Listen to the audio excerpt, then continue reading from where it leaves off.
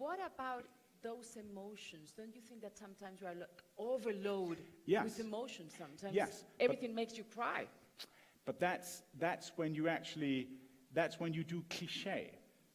And I think cliché is the great sin and the great disease of storytelling.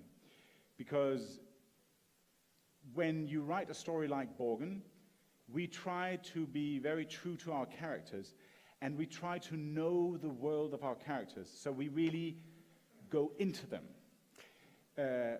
And when we spend so much time on an episode, we spend that time not to write cliché. So sometimes I think when you see a commercial or some kind of communication that seems false in a way, that seems heavy-loaded with emotions, that you cannot attribute that kind of emotion to something that basically wash your clothes or, I mean, it's a toothpaste. I mean, stop it. But when you see that, it is conceived too quickly, I think. It is done too quickly, and when you write too quickly, when you have to develop ideas too quickly, you tend to write cliché. Cliché is every emotion you have seen before on film.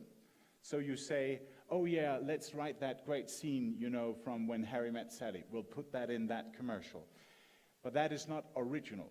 That is writing something that some other people wrote before you, and you're just basically clinging on to that. I see. So I think it's very important to stay true to message and not to tell a story here if your product is here.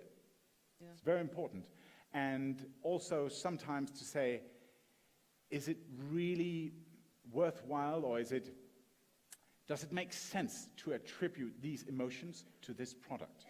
Or are we basically just wanting to be screenwriters, but we're telling a movie that is 20 seconds long and is about toothpaste? Yeah. It's a matter of common sense. Let me ask you something else about the Volvo example. And Yeah. it's about